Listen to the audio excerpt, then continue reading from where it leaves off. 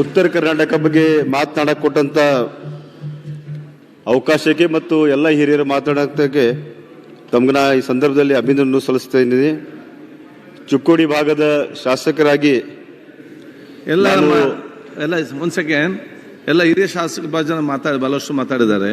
ತಾವೆಲ್ಲ ಯುವಕರು ಆದಷ್ಟು ಮಾತಾಡಿ ಸಂಕ್ಷಿಪ್ತವಾಗಿ ಆದಷ್ಟು ಬೇಗ ಎಲ್ಲರಿಗೂ ಅವಕಾಶ ಸಿಕ್ಕುವಾಗ. ಸರಿ ಅಧ್ಯಕ್ಷರು, ಈ ಚಿಕ್ಕೋಡಿ ಜಿಲ್ಲೆ ಘೋಷಣೆ ಆಗಬೇಕಂತ ನಾ ಸನ್ಮಾನ್ಯ ಮುಖ್ಯಮಂತ್ರಿ ಹಾಗೂ ಉಪಮುಖ್ಯಮಂತ್ರಿ ಅವರು ಇಲ್ಲಿದ್ದಾರೋ ಪ್ರತ್ಯೇಕ ಜಿಲ್ಲೆ ಘೋಷಣೆ ಮಾಡಿ ಇವತ್ತು ಚಿಕ್ಕೋಡಿಯಲ್ಲಿ ಬೇರೆ ಬೇರೆ ಅನೇಕ ನಮ್ಮ ಹಿರಿಯ ಮುಖಂಡರು ಕೂಡ ಸನ್ಮಾನ್ಯ ಸತೀಶ್ ಜಾರಕಿಹೊಳಿ ಅವರು ಕೂಡ ಇಲ್ಲಿದ್ದಾರೋ.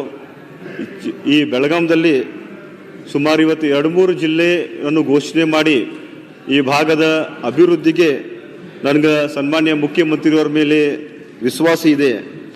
ಆ ನಿಟ್ಟಿನಲ್ಲಿ ಇವತ್ತು ನಂದು ಏನು ಬೇಡಿಕೆ ಇದೆ ಬರೀ ಸನ್ಮಾನ್ಯ ಮುಖ್ಯಮಂತ್ರಿಯವರು ಹೇಳಿದರು, ಈ ಸದನ ಆದಮೇಲೆ ನಮ್ಮ ಎಲ್ಲ ಶಾಸಕರಿಗೆ ಲೋಕಸಭಾ ಸದಸ್ಯರು ಹಾಗೂ ಮಾಜಿ ಶಾಸಕರಿಗೆ ಕರೆದು ಒಂದು ಸಭೆಯನ್ನು ಮಾಡ್ತಾರೋ. ಬರೀ ಘೋಷಣೆ ಅಷ್ಟೇ ಮಾಡೋದು ಬೇಡ, ಅನುದಾನ ಕೊಟ್ಟ ಈ ಗಡಿ ಭಾಗದಲ್ಲಿ ಇನ್ನೂ ಸಾಕಷ್ಟು ಅಭಿವೃದ್ಧಿ ಮಾಡಬೇಕಂತ ನಾ ಈ ವೇದಿಕೆ ಮೂಲಕ ಅವ್ರಿಗೆ ನಾ ವಿನಂತಿಯನ್ನು ಮಾಡ್ತಾ ಇದ್ದೀನಿ. ಅದೇ ರೀತಿ ಈ ಭಾಗದಲ್ಲಿ ನಮ್ಮ ಕೃಷ್ಣಾ ನದಿ ಏನು ಹರಿತಾ ಇದೆ. ಸನ್ಮಾನ್ಯ ಉಪಮುಖ್ಯಮಂತ್ರಿ ಹಾಗೂ ನೀರಾವರಿ ಸಚಿವರು ನಮ್ಮ ಈ ಕ್ಷೇತ್ರಕ್ಕೆ ಸುಮಾರು 450 ಕೋಟಿ ರೂಪಾಯಿ ಅನುದಾನ ಕೊಟ್ಟಿದ್ದಾರೆ. ಮೊದಲೇ ಹಂತದಲ್ಲಿ ಇವತ್ತು ಆ ಸ್ಕೀಮನ್ನು ಅರ್ಧೇ ತಂದು ನಿಂತಿದೆ. 23 ಕಿಲೋಮೀಟರ್ ಅದು ನೀರಾವರಿ ಪೈಪ್ಲೈನ್ ಇದೆ. 2ನೇ ಹಂತ ನಾವು ಅವ್ರಿಗೆ ವಿನಂತಿ ಮಾಡ್ತೀನಿ, ಕ್ಯಾಬಿನೆಟ್ಗೆ ತಂದ 2ನೇ ನಮ್ಮ ಸೆಕೆಂಡ್ ಫೇಸು ಕೂಡ ಅಪ್ರೂವಲ್ ಮಾಡಬೇಕಂತ ನಾವು ಅವ್ರಿಗೆ ನೇರವಾಗಿ ಇವತ್ತು ನಾವು ವಿನಂತಿ ಮಾಡ್ತಾ ಇದ್ದೀನಿ. ಮೊನ್ನೆ ಹೋದ 2 ತಿಂಗಳು ಕೂಡ ಶಿವಶಕ್ತಿ ಅಂತ ರಾಯಬಾಗ್ ಮತ್ತು ಚಿಕ್ಕೋಡಿ 2 ಕೂಡಿ ಅದಕ್ಕೆ ಅವರು ಸುಮಾರು 220 ಕೋಟಿ ನೇರವಾಗಿ ಕೃಷ್ಣಾ ಹೊಳಿದಿಂದ ಪೈಪ್ಲೈನ್ಗೂ ಕೂಡ ಮಂಜೂರಾತಿ ಮಾಡಿದರು. ಅದನ್ನು DPR ಮಾಡಿ ಕ್ಯಾಬಿನೆಟ್ಗೆ ತಂದ, ಅದು ಕೂಡ ಅಪ್ರೂವಲ್ ಮಾಡಬೇಕಂತ ನಾ ಸನ್ಮಾನ್ಯ ಉಪಮುಖ್ಯಮಂತ್ರಿಯವರಿಗೆ ಈ ಸಂದರ್ಭದಲ್ಲಿ ನಾವು ವಿನಂತಿಯನ್ನು ಮಾಡ್ತಾ ಇದ್ದೀನಿ.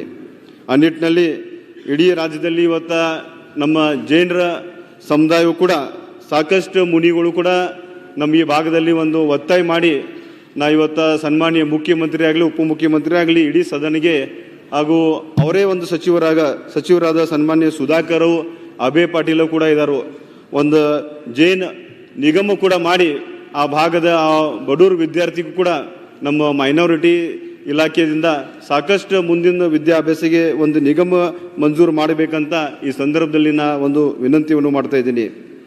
ಆ ನಿಟ್ಟಿನಲ್ಲಿ ಇವತ್ತು MB ಪಾಟೀಲು ಕೂಡ ಒಂದು ಇಂಡಸ್ಟ್ರಿಯಲ್ ಸಚಿವರಾಗಿ ಅರವಿಂದ್ ಬೆಲ್ಲದವರು ಕೂಡ ಅವ್ರಿಗೆ ವಿನಂತಿ ಮಾಡಿದ್ರು. ಒಂದು ಕ್ವಶನ್ ಮೂಲಕ ಅವ್ರು ಕೇಳಿದರು, ಈ ನಮ್ಮ ಉತ್ತರ ಕರ್ನಾಟಕದಲ್ಲಿ ಇನ್ನೂ ಈ ಭಾಗದಲ್ಲಿ ಒಂದು ಇಂಡಸ್ಟ್ರಿಯಲ್ ಏರಿಯಾ ಹೆಚ್ಚಿನ ಡೆವಲಪ್ಮೆಂಟ್ ಮಾಡಬೇಕಂತ ನಾನು ಅವ್ರಿಗೆ ವಿನಂತಿ ಮಾಡಿ, ಯಾಕಂದರೆ ನಮ್ಮ ಎಲ್ಲ ಯುವಕರು ಇವತ್ತು ಪೂನಾ, ಮಹಾರಾಷ್ಟ್ರ, ಕೋಲ್ಹಾಪುರ ಹೋಗುವಂಥ ಒಂದು ಪರಿಸ್ಥಿತಿ ನಿರ್ಮಾಣ ಆಗಬಾರ್ದು. ಅವ್ರ ಮೇಲೆ ನನಗೆ ನಂಬಿಕೆ ಇದೆ. ಈ ಭಾಗದಲ್ಲಿ ಒಂದು ಇಂಡಸ್ಟ್ರಿಯಲ್ ಎಸ್ಟೇಟ್ ಮಾಡಿ ಈ ಭಾಗದಲ್ಲಿ ಉದ್ಯೋಗ ಸೃಷ್ಟಿ ಮಾಡಬೇಕಂತ ತಮ್ಮ ಮೂಲಕ ಕೇಳಿ, ಲಾಸ್ಟ್ ಆಗಿ ಇವತ್ತು ನಮ್ಮ ಲಾ ಮಿನಿಸ್ಟರ್ ಕೂಡ ಇಲ್ಲಿದ್ದಾರೆ. ಚಿಕ್ಕೋಡಿದಲ್ಲಿ ಸುಮಾರು 35 ಕೋಟಿ ಅನುದಾನದಲ್ಲಿ ಒಂದು ನ್ಯಾಯಾಲಯ ಕೂಡ ಇವತ್ತು ಸುಂದರವಾಗಿ ಒಂದು ಕಟ್ಟಡ ನಿರ್ಮಾಣ ಆಗಿದೆ. ಬೇಗ ಸೆಷನ್ ಮುಗಿದ ತಕ್ಷಣ ಒಂದು ನ್ಯಾಯಾಲಯಕ್ಕೆ ಓಪನಿಂಗ್ ಮಾಡಿ ಅಲ್ಲಿ ಒಂದು ಅವಕಾಶ ಮಾಡಿಕೊಡ್ಬೇಕಂತ ನಾ ಸನ್ಮಾನ್ಯ ಎಚ್ ಕೆ ಪಾಟೀಲ್ ಸಾಹೇಬ್ರಿಗೆ ಈ ಸಂದರ್ಭದಲ್ಲಿ ನಾ ವಿನಂತಿಯನ್ನು ಮಾಡ್ತಾ ಇದ್ದೀನಿ. ಆ ನಿಟ್ಟಿನಲ್ಲಿ ಈ ಉತ್ತರ ಕರ್ನಾಟಕದಲ್ಲಿ ನಮ್ಮ ಕರ್ನಾಟಕ ಲಿಂಗಾಯತ್ ಸೊಸೈಟಿ ಸನ್ಮಾನ್ಯ ಪ್ರಭಾಕರ್ ಕೋರಿ ಅವರು ಈ ಭಾಗದಲ್ಲಿ ಒಂದು ಇಡೀ ವಿಶ್ವದಲ್ಲಿ ಹಾಗೂ ಇಡೀ ನಮ್ಮ ರಾಜ್ಯದಲ್ಲಿ ಶಿಕ್ಷಣ ಸಂಸ್ಥೆ ಹಾಸ್ಪಿಟಲ್ ತೆಗೆದು ಸಾಕಷ್ಟು ಬಡವರು ವಿದ್ಯಾರ್ಥಿಗೆ ಈ ಭಾಗದಲ್ಲಿ ಒಂದು ಒಳ್ಳೆಯ ಗುಣಮಟ್ಟದ ಶಿಕ್ಷಣ ಆಗಲಿ ಹಾಗೂ ಆರೋಗ್ಯ ಕೊಡುವಂಥದ್ದು ಒಂದು ವ್ಯವಸ್ಥೆ ಮಾಡಿದರು. ನಿಜವಾಗೂ ಇನ್ನೂ ಹೆಚ್ಚಿಂದ ಅವ್ರಿಗೆ ಈ ಭಾಗದಲ್ಲಿ ಸಾಕಷ್ಟು ಏನಿವತ್ತು ವಿದ್ಯಾರ್ಥಿಗೆ ಅವ್ರು ಅವಕಾಶ ಮಾಡಿಕೊಟ್ಟಿದ್ರು, ಅದೇ ರೀತಿ ಸಾಕಷ್ಟು ಜನ ಕೂಡ ಶಿಕ್ಷಣ ಬಗ್ಗೆ ಹೇಳಿದರು. ತಾವು ಈ ಸಂದರ್ಭದಲ್ಲಿ ನನಗೆ ಮಾತನಾಡೋಕ್ಕೆ ಏನು ಅವಕಾಶ ಮಾಡಿಕೊಟ್ಟಿದ್ದೀರಿ, ತಮಗೂ ಕೂಡ ಈ ಸಂದರ್ಭದಲ್ಲಿ ನಾನು ಅಭಿನಂದನೆ ಸಲ್ಲಿಸ್ತಾ ಇದ್ದೀನಿ.